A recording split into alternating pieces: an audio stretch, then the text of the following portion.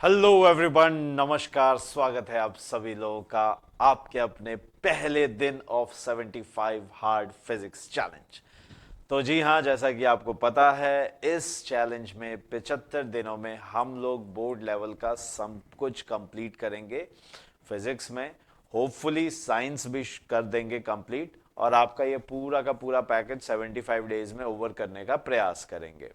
ये वीडियो आप लोगों को रिकॉर्डेड फॉर्मेट में मिल रहा है। इसके नोट्स टेलीग्राम चैनल पे मिल जाएंगे। डिस्क्रिप्शन पे जाके क्लिक कर दीजिए, उस पे जाके जल्दी से टेलीग्राम चैनल को ज्वाइन कर लीजिए।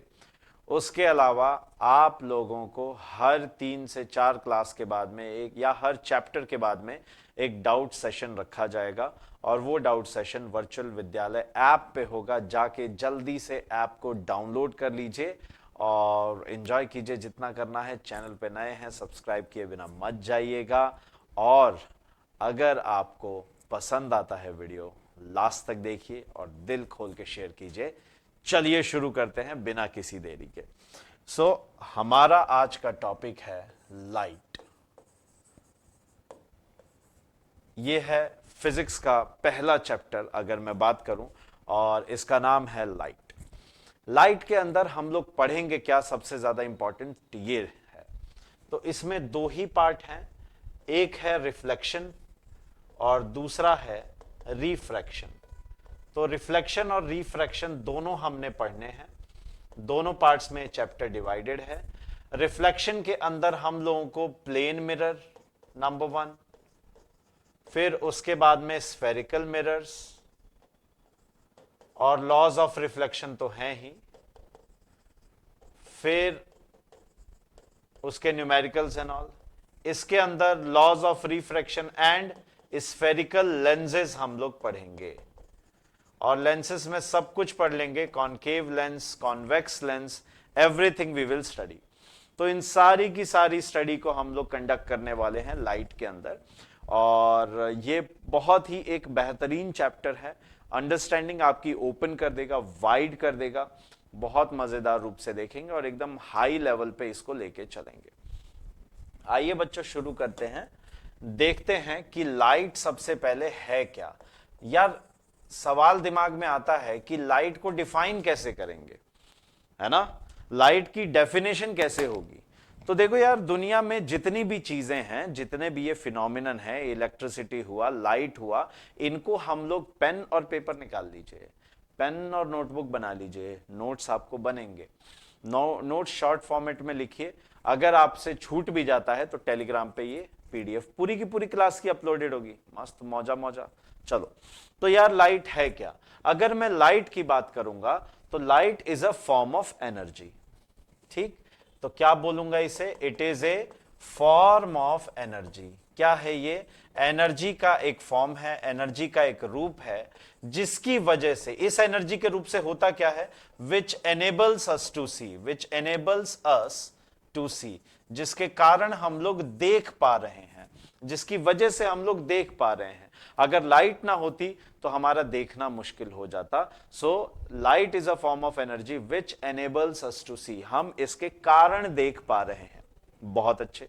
अब जैसे ये एनर्जी देखो, एनर्जी होने को तो आपका इलेक्ट्रिकल एनर्जी भी है ना, आपका होने को साउंड एनर्जी भी है, आपका होने को अगर देखोगे हीट भी एक एनर्जी का फॉर्म है। लेकिन स्पेशल क्या है लाइट के बारे में, इसकी वजह से हम देख पाते हैं। So light is a form of energy which enables us to see, जिसके कारण हम लोग देख पा रहे हैं। राइट। अब ये बात तो हो गई लाइट की। अब अगली बात आती है कि यार लाइट जो है, इसको हम लोग डिटेक्ट कैसे करते हैं। नाक से सूंघ के बता पाएंगे, कानों से सुन के बता पाएंगे, कैसे, या जीभ से चख के बता पाओगे, ऐसा कुछ है। या बाहर सनलाइट में गए, बाहर रूम से बाहर निकले, सनलाइट स्किन पे पड़ी और छू दिया सनलाइट ने, तो आपको पता चल गया, नहीं ना। आपको पता कैसे चलता है, आंखों से। तो we detect light with our eyes. कैसे पता चलता है हमें लाइट के विषय में, हमारी खुद की आंखों द्वारा। Our own eyes tell us कि हाँ लाइट है या नहीं है और कैसा क्या है सिनेरियो। तो we detect light with our eyes, हम लाइट को अपनी आंखों से डिटेक्ट करते हैं। अच्छा, यहां पे शब्दों के चयन पे गौर फरमाइए, डिटेक्ट की बात आई है। किसकी बात आई है बच्चों? डिटेक्ट की। डिटेक्ट का मतलब क्या है कि हम पहचान पा रहे हैं, हम उसे देख पा रहे हैं, मतलब हमारी आंखों को पता चल रहा है कि लाइट है या नहीं। इस बिहाफ पे हम लोग अब ऑब्जेक्ट्स को क्लासिफाई करेंगे, ठीक है। मतलब कि लाइट कहीं ना कहीं किसी ना किसी ऑब्जेक्ट से तो आ रही है, तभी तो आप डिटेक्ट कर रहे हैं।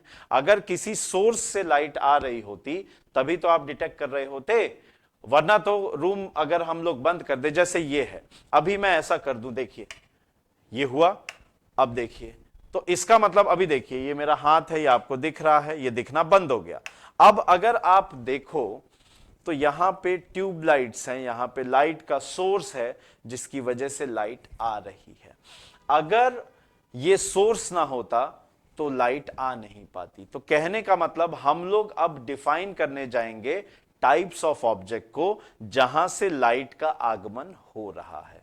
ये इतनी बात एकदम रिलेट करके पढ़िए, रिलेटेबल तरीके से हम लोग इसको पढ़ते चले जाएंगे, ठीक है। तो इसको जरा कॉपी कर लें, फिर आगे चलते हैं।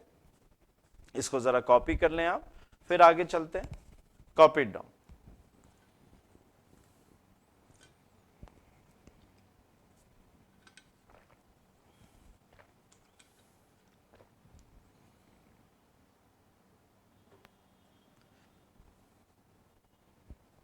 ठीक है, आई गेस ये हो गया होगा। आइए आगे बढ़ते हैं। तो हम लोग पढ़ने जा रहे हैं source of light.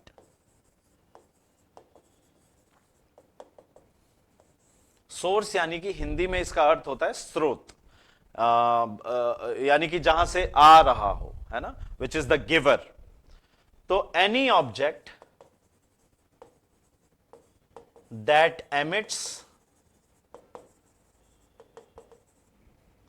Light on its own, of its own, sorry, खुद की लाइट जो एमिट करे, और या फिर ऐसा ऑब्जेक्ट जो खुद की लाइट एमिट करे, या फिर विच reflects the light incident on it, जो उसके ऊपर गिर रही लाइट को, उसके ऊपर गिर रही लाइट को रिफ्लेक्ट कर दे, is called as the source of light. उसी को हम लोग क्या कहेंगे बच्चों? सोर्स ऑफ लाइट, लाइट का स्रोत, सोर्स। तो this is what we call as source of light. तो सोर्स ऑफ लाइट के बेसिस पे हम लोग यहां पे डेफिनेशन वाइज अगर चलें तो बच्चों डेफिनेशन में दो चीजें हमें दिखाई पड़ रही हैं। कुछ ऑब्जेक्ट्स ऐसे होंगे जो खुद की लाइट एमिट करेंगे, कुछ ऐसे होंगे जो खुद की लाइट एमिट नहीं कर पा रहे हैं, लेकिन वो अपने ऊपर गिर रही लाइट को रिफ्लेक्ट कर दे रहे हैं। अपने ऊपर गिरने वाली लाइट को क्या कर दे रहे हैं? रिफ्लेक्ट कर दे रहे हैं। So these are known, these are the types of, ये मतलब है definition of the source of light. अब अगर हम लोग टाइप्स ऑफ सोर्सेस की बात करें तो उस बिहाफ पे, उस बेसिस पे हम लोग क्या कर सकते हैं? लाइट को दो पार्ट्स में डिवाइड कर सकते हैं, सोर्स को सॉरी दो पार्ट्स में हम लोग डिवाइड कर सकते हैं। किस बिहाफ पे? टाइप्स ऑफ सोर्सेस के बिहाफ पे। इसमें सबसे पहला है, the very first that we have is luminous objects. Luminous objects का क्या मतलब है? देखो, ल्यूमिना जो शब्द है वो रोशनी इसका मतलब है, तो उसी से ल्यूमिनस ऑब्जेक्ट्स बने, यानी कि the objects which emit light of their own, है ना, the objects that emit light of their own, light of their own are luminous. इन्हीं को हम क्या बोलेंगे? Luminous objects. इन्हीं को क्या बोलेंगे बच्चों हम लोग? Luminous objects. एग्जाम्पल भी हैं इनके। अगर हम लोग सूर्य की बात करें, सन की बात करें, बल्ब की बात करें, फायरफ्लाइज यानी कि जुगनू की बात करें, इसे बायोल्यूमिनिसेंस कहते हैं। बायोल्यूमिनिसेंस का मतलब क्या हुआ कि यानी कि ये देखो, ये आपका इलेक्ट्रोल्यूमिनिसेंस है, या आपका न्यूक्लियोल्यूमिनिसेंस है, यानी कि न्यूक्लियर फ्यूजन रिएक्शन से एनर्जी निकल रही है जिसकी वजह से लाइट हम तक पहुंच रही है। ये इलेक्ट्रिकल एनर्जी को लाइट में कन्वर्ट कर रहा है। ये इसके पास बायोलॉजिकल सेल्स ऐसी हैं तो ये बायोल्यूमिनिसेंस शो कर रहा है, right. So these are the luminous objects जो खुद की लाइट एमिट करें, they are known as what, luminous objects. Number 2, non-luminous. अब कहने की आवश्यकता है क्या? non-luminous objects, नाम ही से पता चल गया ना भाई, नॉन लग गया, यानी कि these do not emit light of their own. खुद की लाइट एमिट नहीं करते, तो करते क्या है सर? अगर ये खुद की लाइट एमिट नहीं करते तब तो हमें पता ही नहीं चलेगा। अरे ये लॉजिक नहीं है, इनके ऊपर जो लाइट गिरेगी वो रिफ्लेक्ट कर देते हैं तो हमें पता चल जाता है ना। Do not emit light of their own and reflect the light. अपन एक काम करते हैं, इसको ना थोड़ा अगले पेज पे लिखते हैं। यहां तक करिए, ये घौच पौच हो जा रहा है बहुत, यहां तक करिए, इसको अगले पेज पे लिखते हैं, इसको अगले पेज पे लिखते हैं। प्लीज इसको कर लीजिए, कॉपी कर लीजिए।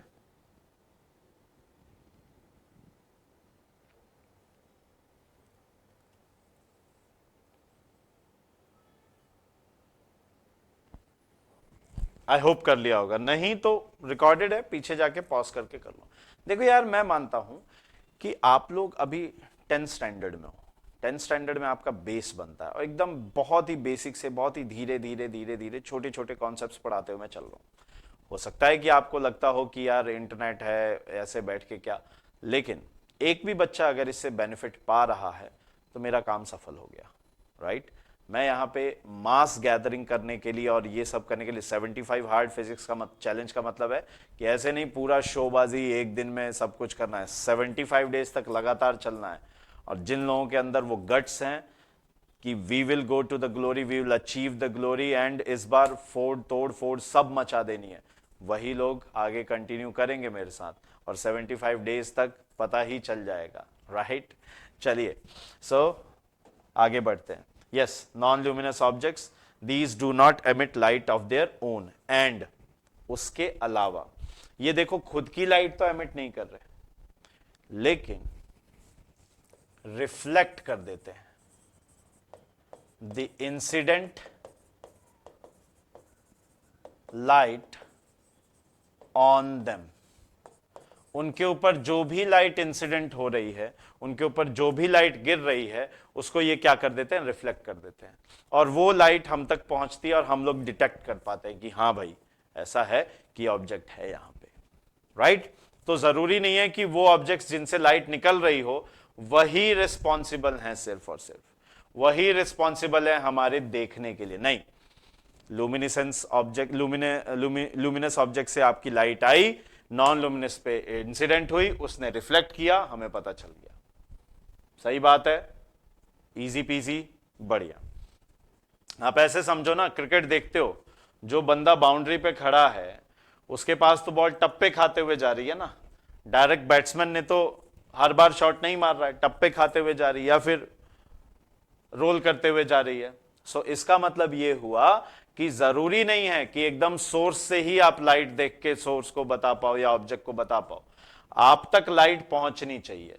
अब वो कैसे पहुंच रही है, कैसे डिटेक्ट कर रहे हो? इंसिडेंट होके पहुंची, टप्पा खा के पहुंची, राइट। चलें आगे। So this is what overall types of objects. इसमें एग्जांपल्स बहुत सारे, हम खुद हैं, हमसे थोड़ी ना रोशनी निकलती है। कोई आदमी चमकीला देख लिया आपने? अरे मतलब बर्थडे की बात नहीं कर रहे, स्पार्कल्स लगा के घूम रहे हो बीटीएस के फैंस, उनकी बात नहीं हो रही। Humans, animals, I mean not all the animals, chair, table etcetera. आप बोलोगे सर टेबल पे मैंने बल्ब लगा दिया तो टेबल भी तो बन गई ना। नहीं, टेबल नहीं बनी, बल्ब है वहां पे, टेबल अभी भी नॉन लुमिनस ही है। ओके, सो आगे चलते हैं। नेक्स्ट, अगला आता है नेचर ऑफ लाइट। सर ये नेचर ऑफ लाइट क्या है? नेचर ऑफ लाइट का मतलब क्या है? क्या ये गुड नेचर की है, बैड नेचर की है, बदमाश है क्या लाइट? इसको ऐसे नहीं समझेंगे। मैं आपको एक इंटरेस्टिंग बात बताता हूं। अगर हम लोग लाइट की बात करें, अगर हम लोग लाइट को समझने चलें, तो देखो बच्चे, लाइट के लिए क्या है, डबल नेचर हम लोग हमेशा देखते हैं। डुअल नेचर है इसका, it has A dual nature. हम क्या बोलेंगे? It has A dual nature. कैसा नेचर है इसका? डुअल नेचर है। यार डुअल नेचर का मतलब क्या है यार? देखो, डुअल नेचर का मतलब है कि इसमें वेव नेचर भी शो होता है और इसका पार्टिकल नेचर भी शो होता है। कई फिनोमिनन ऐसे हैं लाइट के जो सिर्फ और सिर्फ वेव नेचर से रिप्रेजेंट किए जाते हैं, कई फिनोमिनन ऐसे हैं जो सिर्फ और सिर्फ पार्टिकल नेचर से रिप्रेजेंट हो सकते हैं। जैसे कि अगर मैं बात करूं कि वेव नेचर कैसे पता चलता है कि वेव नेचर है, तो अगर हम लोग इंटरफेरेंस की बात करें, इंटरफेरेंस एक फिनोमिनन है जो आगे चल के आप 12वीं में पढ़ोगे, ठीक है, पोलराइजेशन हुआ एटसेट्रा। ये सारे के सारे फिनोमिनन ऐसे हैं, ये सारे के सारे फिनोमिनन ऐसे हैं जो आगे चल के आप पढ़ोगे और ये वेव नेचर से ही समझाए जा सकते हैं। अब इन फिनोमिनन में क्या होता है कि लाइट आपका अगर अलग अलग सोर्सेस से आ रही है, ओवरलैप कर रही है, वेव फॉर्म एक बनाएगी, अराउंड में किसी भी पोलराइज हो जाएगी, राइट, फील्ड्स के प्रेजेंस में। तो ये बात की बातें हैं। इस बार की बातें आपके पार्टिकल नेचर के ऊपर है। इस बार की बातें किसके ऊपर है? पार्टिकल नेचर के ऊपर। कौन कौन सी? Reflection and refraction.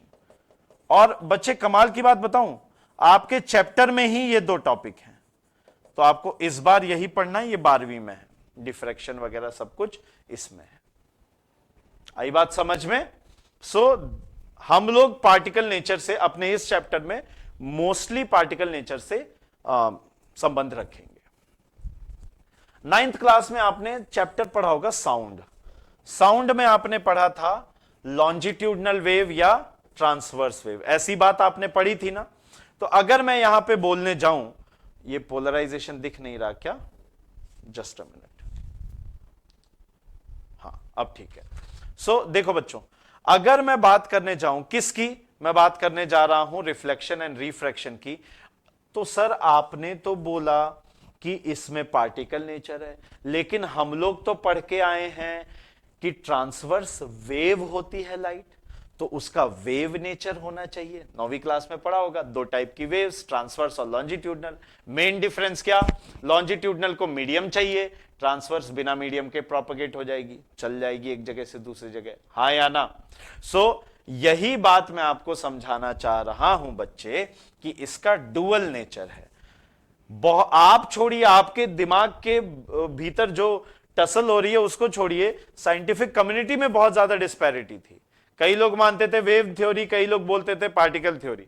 बाद में क्वांटम मैकेनिक्स ने आके इसको कंबाइन कर दिया कि ना ये वेव है प्योरली, ना ये प्योरली पार्टिकल है, इसके डुअल नेचर है। जैसे मान लो आप हो, आप अभी जैसे अपने दोस्तों के सामने हो, क्या वैसे ही अपने पेरेंट्स के सामने बिहेव करते हो? नहीं ना। सो आपका भी तो डुअल नेचर है। तो वही लाइट का भी क्या है? डुअल नेचर है ना? दोगलापन बोल सकते हैं क्या? चलिए, एनीवेज, सो हम लोग बात करने जा रहे हैं किसकी? अब रिफ्लेक्शन ऑफ लाइट। और बच्चों, रिफ्लेक्शन ऑफ लाइट समझने से पहले थोड़ा इसके की पॉइंट्स पे, की फीचर्स पे हम लोग बात कर लेंगे। सर क्या है वो की फीचर्स? आइए जरा गौर करिए। सबसे पहले अगर मैं रिफ्लेक्शन की बात करने जा रहा हूं, तो रिफ्लेक्शन ऑफ लाइट समझने के लिए आपको यह समझना होगा कि रिफ्लेक्शन शब्द का मतलब क्या होता है। रिफ्लेक्शन शब्द का ही मतलब होता है टप्पा खा के आगे आना। जैसे एक गेंद है, मैं इस गेंद को दीवार पे फेंकूं और वो दीवार से बाउंस बैक होके आ जाए, इसी को हम बोलेंगे रिफ्लेक्शन। ठीक, इसी सॉर्ट में क्या है, रिफ्लेक्शन है। आओ आगे बढ़ो। तो इसके लिए की पॉइंट्स हम लोग एक आध दो नोट करके चलते हैं। Light is made of small discrete packets of energy called photons। तो देखो यार, photons पैकेट्स ऑफ एनर्जी या फिर क्या है, पार्टिकल्स हैं, उससे मिलके बनी हुई है लाइट। कंटिन्यूअस पैकेट्स हैं, लगातार the the the the the the the ऐसे बहुत सारे पार्टिकल्स हैं, इनको हम क्या बोल रहे हैं, फोटॉन्स का नाम दे रहे हैं। ठीक है। दूसरा, एक समझ लो आप रे ऑफ लाइट, दूसरा आप समझ लो बीम ऑफ लाइट। तो बच्चों इनमें क्या अंतर है जरा समझो। रे ऑफ लाइट का मतलब है ये, ध्यान से देखो, ये एक रे, और अगर ऐसी बहुत सारी रेज हम लोग बना दें तो इसको क्या बोलेंगे, बीम ऑफ लाइट। टॉर्च होता है ना, वो बीम ऑफ लाइट दे रहा है, राइट। इवन लेजर भी बीम ऑफ लाइट ही दे रही है, लेकिन टॉर्च के आगे लेजर को हम लोग रे ऑफ लाइट बोल सकते हैं, मतलब कंपेरेटिवली है उसमें भी beam of light, comparatively I am saying. Okay, so ये की पॉइंट्स हैं। आगे चलते हैं, कॉपी करिए, कॉपी करें।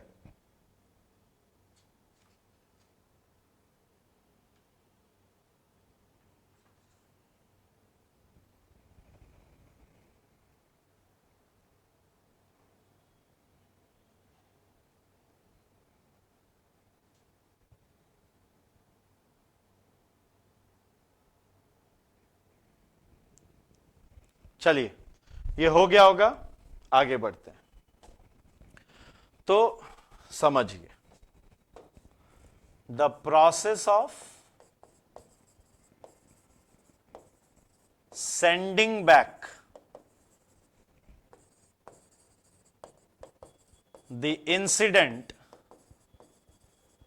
Light on a surface is called reflection of light। सही बात है, is called reflection of light। यानी कि ये सरफेस है, इस पे कोई लाइट आई, टकराई, टपक, यानी कि इंसिडेंट रिफ्लेक्टेड। तो इस तरीके से हम लोग इसको बोलेंगे, the process of sending back the light, incident light on a surface जो इस पे आ रही है, is called reflection of light. Sending back का क्या मतलब है, बाउंस होके आना, टकरा के वापस आना, ये नहीं उसके पार चले जाना, ना ना ना ना ना, अगर अंदर चला गया मीडियम को क्रॉस करके रिफ्रैक्शन में आएगा, बात की बात है बाबा, अभी नहीं पढ़ना। ठीक, बहुत अच्छे। अच्छा, क्या मैं ये बोल सकता हूं light is composed of very high velocity या kinetic energy, very high velocity moving particles, और इसकी स्पीड ऑफ लाइट दी जाती है c बराबर 3 × 10⁸ मीटर पर सेकेंड। एक सेकेंड में इतना मीटर, कितना हो गया भाई ये, एक सेकेंड में इतना मीटर, अरे बाप रे, बहुत ज्यादा है। 300 मिलियन है ये, 300 मिलियन, 30 करोड़ मीटर एक सेकेंड में, मजाक है क्या, 30 करोड़ मीटर्स इन 1 सेकेंड, बहुत ज्यादा है, it is too damn much, right.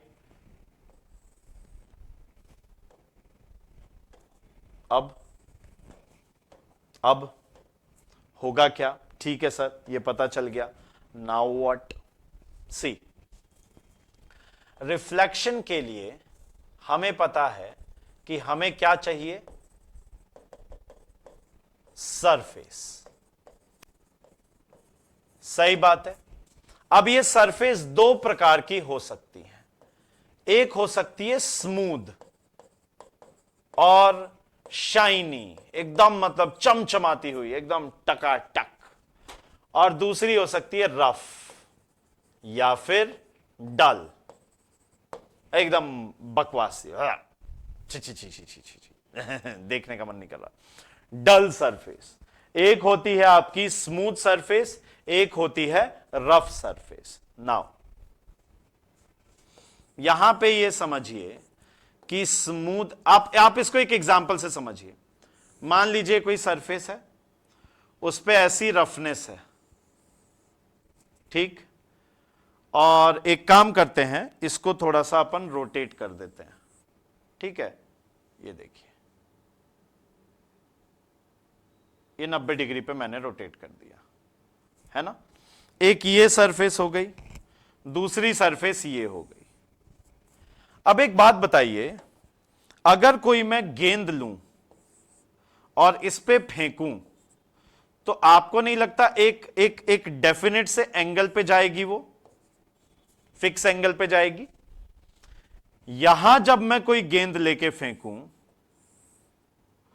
और वो जाके यहां पे टकरा जाए, तो टकराने के बाद में वो किस दिशा में जाएगी हमें कोई भरोसा नहीं है, हां या ना। तो कहने का मतलब सिंपल सा ये है कि जब भी कोई ऑब्जेक्ट शाइनी सरफेस पे, स्मूथ सरफेस पे टकराएगा, तो वो हमेशा एक डेफिनेट एंगल पे रिफ्लेक्ट होके आएगा, और ऐसी बात इसमें नहीं पाई जाती, रफ या डल सरफेस में नहीं पाई जाती। दैट इज वाई यहां पे आप रिफ्लेक्शन बहुत अच्छा नहीं देखोगे, यहां पे रिफ्लेक्शन अच्छा देखोगे, इमेज बनती हुई देखोगे, राइट। जैसे कि अगर मैं बात करूं, एक छोटा सा एग्जांपल लेता हूं।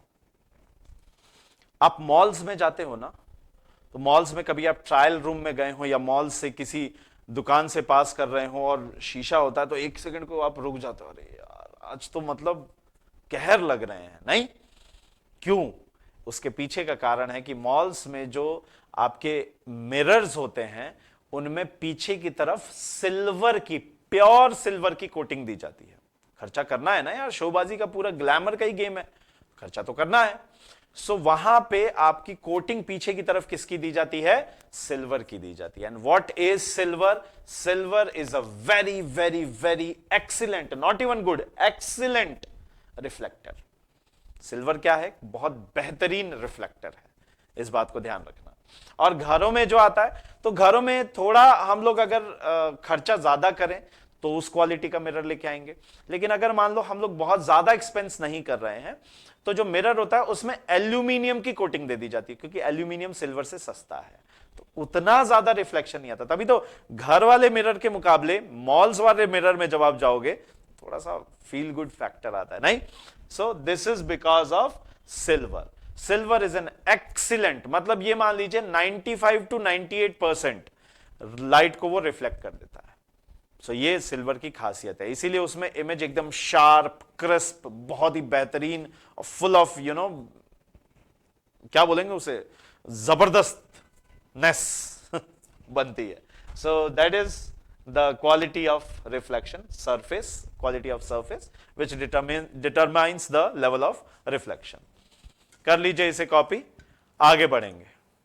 मॉल्स वाला एग्जांपल जो है वो साइड में कहीं खोपचे में लिखना हो लिख लीजिएगा, कोई दिक्कत नहीं है।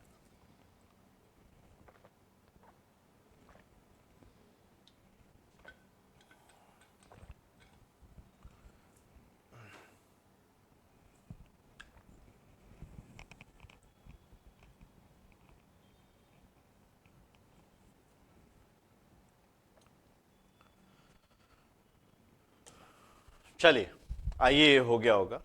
अब हम लोग आगे बढ़ लेते हैं।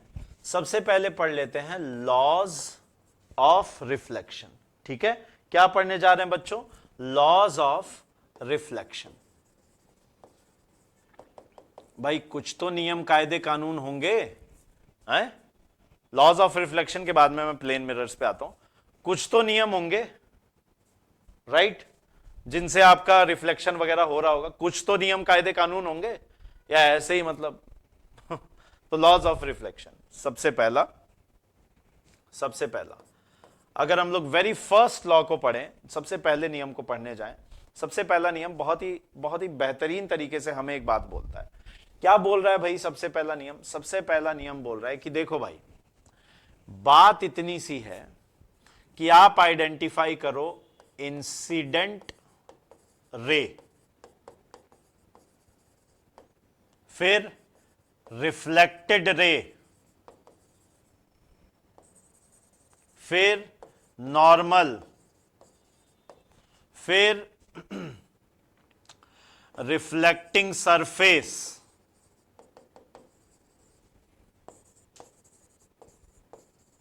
फिर एंगल ऑफ इंसिडेंस। और ये सर इतना कुछ जानना है इसमें? हां जी, एंड एंगल ऑफ रिफ्लेक्शन, ये सब आप पता कीजिए, ये सब कुछ आइडेंटिफाई कीजिए, यानी इनके विषय में आप पता कीजिए, पता लगाइए हैं क्या ये। तो देखिए, सबसे पहले मैं अगर बात करूं तो रिफ्लेक्टिंग सरफेस की बात करूंगा। कोई भी सरफेस है, अगर उसकी सरफेस रफनेस कम है, सर आप कम क्यों बोल रहे हो? क्योंकि बेटे अगर आप माइक्रोस्कोपिकली किसी भी सरफेस को देखोगे ना, तो माइक्रोस्कोपिकली का मतलब यह हुआ कि एकदम माइक्रोस्कोपिक लेवल पे, तो माइक्रोस्कोपिक लेवल पे उस पे कुछ ना कुछ सरफेस रफनेस तो रहती ही है। सरफेस रफनेस कभी भी जीरो नहीं हो सकती, there is some microscopic surface roughness. तो जिसकी सरफेस रफनेस कम होगी उस सरफेस को लो। अच्छा, अगर रे ऑफ लाइट यहां से आ रही है तो आने वाली लाइट क्या होती है? इंसिडेंट लाइट, या हम कहें इंसिडेंट रे, जो इस पे आके गिरी, जो यहां से चली गई टकरा के, उसे हम क्या बोलते हैं? Reflected ray. क्या बोलते हैं बच्चे? Reflected ray. सही बात है। अच्छा, जो यहां पे इसके परपेंडिकुलर मान लो जो है ये, इसको हम बोलते हैं नॉर्मल। क्या बोलते हैं बच्चे? नॉर्मल। नॉर्मल किसके? सरफेस के नॉर्मल, यानी कि ये परपेंडिकुलर किसके साथ बना रहा है? सरफेस के साथ बना रहा है। It is making perpendicular with the surface. ये किसके साथ में नॉर्मल बनाएगा? सरफेस के साथ। अच्छा, एक चीज और, नॉर्मल देखो यार, ये पूरी अगर सरफेस है तो इस पे नॉर्मल तो हर जगह हो सकता है ना, परपेंडिकुलर तो कहीं भी हो सकता है। ध्यान रखना, नॉर्मल हम लोग वहीं पे देखेंगे जहां पे पॉइंट ऑफ इंसिडेंस है। नॉर्मल हम लोग कहां पे देखेंगे बच्चे? जहां पे पॉइंट ऑफ इंसिडेंस है। जिस जगह पॉइंट ऑफ इंसिडेंस होगा हम लोग नॉर्मल वहीं पे बात करेंगे। ये बात समझ में आ गई? क्योंकि नॉर्मल तो यहां भी हो सकता है, यहां भी हो सकता है, कहीं भी हो सकता है ना इस पूरी सरफेस पे। हम लोग को कहां पे देखना है? जहां पे पॉइंट ऑफ इंसिडेंस है। खेला खत्म, राइट? अच्छा, ये वाला एंगल होता है एंगल ऑफ इंसिडेंस, आई, यानी जो इंसिडेंट रे नॉर्मल के साथ में एंगल बनाए उसे हम क्या बोलेंगे? Angle of incidence. जो एंगल रिफ्लेक्टेड रे नॉर्मल के साथ बनाए उसे हम बोलेंगे एंगल ऑफ रिफ्लेक्शन। खत्म। ये आइडेंटिफाई कर लिया। एक बार वापस से बता देता हूं, सुनो। ये सरफेस क्या हो गई? Reflecting surface. अगर मान लो नीचे से लाइट आती तो नीचे वाली सरफेस हो जाती रिफ्लेक्टिंग सरफेस। क्लियर है? अब रिफ्लेक्टिंग सरफेस पे जो लाइट आएगी उसे इंसिडेंट लाइट या इंसिडेंट रे बोलेंगे। जो चली जाएगी टकरा के उसे क्या बोलेंगे हम लोग? रिफ्लेक्टेड लाइट या रिफ्लेक्टेड रे। अच्छा, सरफेस पे नॉर्मल यानी सरफेस पे परपेंडिकुलर, सरफेस ऐसी है उस पे परपेंडिकुलर, ठीक है? लेकिन परपेंडिकुलर कहां पे? पॉइंट ऑफ कांटेक्ट पे। हमेशा परपेंडिकुलर कहां देखना है? पॉइंट ऑफ कांटेक्ट पे। क्योंकि यहां भी हो सकता है परपेंडिकुलर होने को, तो यहां कहीं भी हो सकता है, लेकिन हमें किससे मतलब है? पॉइंट ऑफ कांटेक्ट से। खत्म। नॉर्मल। एंगल ऑफ इंसिडेंस, जो एंगल बनाती है इंसिडेंट रे नॉर्मल के साथ, नॉर्मल के साथ, हॉरिजॉन्टल सरफेस के साथ नहीं। लोग हमेशा यहां पे गलती करते हैं, क्वेश्चन में दे देता है ये 35 डिग्री है, बताओ ये एंगल ऑफ रिफ्लेक्शन कितना होगा, गलती करके आ जाओगे, कंफर्म है। आगे देखेंगे कैसे सॉल्व करेंगे ऐसे क्वेश्चंस को। बट बेसिक फंडा क्या है कि नॉर्मल के साथ में इंसिडेंट का एंगल, उसी प्रकार से नॉर्मल के साथ में रिफ्लेक्शन का एंगल, रिफ्लेक्टेड रे का एंगल, एंगल ऑफ रिफ्लेक्शन कहलाता है। As simple as that. I hope it is clear. Yes और नो? चलो फिर आगे बढ़ते हैं। तो लॉज ऑफ रिफ्लेक्शन के अंदर सबसे पहला काम आइडेंटिफिकेशन का था, आइडेंटिफाई अपन ने कर लिया। अब यहां पे बोलते हैं incident ray, normal, normal to the surface at point of contact, ऐसे भी बोल सकते हो। रिफ्लेक्टेड रे,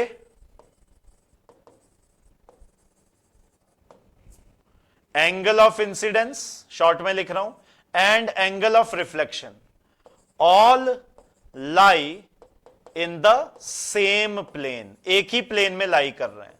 सर ये मतलब समझ में नहीं आया बेटे। इसका मतलब यह है कि अगर मैं यहां पे बात करूं एक्स वाई प्लेन, यानी कुछ भी नापने के लिए मैं कोऑर्डिनेट्स बताता हूं ना, एक्स वाई प्लेन में ही इंसिडेंस दिख जाएगा, रिफ्लेक्शन दिख जाएगा, नॉर्मल दिख जाएगा, एंगल्स दिख जाएंगे। तो इसका मतलब यह है। Is it clear? तो एक ही प्लेन में है सभी, एक्स वाई हो, वाई जेड हो, कोई सा भी हो, एक ही प्लेन में है। ठीक है। तीसरा सबसे important, the angle of incidence is always equal to the angle of reflection. Angle of incidence किसके बराबर होगा? एंगल ऑफ रिफ्लेक्शन, एंगल आई बराबर एंगल आर, खत्म। एंगल ऑफ इंसिडेंस किसके बराबर रहने वाला है? एंगल ऑफ रिफ्लेक्शन के बराबर। यह बात ध्यान रखनी है। इसको दूसरे शब्दों में भी कहा जा सकता है कि जिस तरीके से आ रही है लाइट, इंसिडेंट होके आ रही, जिस एंगल पे लाइट आ रही है नॉर्मल के साथ, उसी एंगल पे चली जाएगी नॉर्मल के साथ, ऐसे भी बोल सकते हो। तो ये यहां पे कहानी होती है लॉज ऑफ रिफ्लेक्शन की। यस और नो? कॉपी कर लीजिए।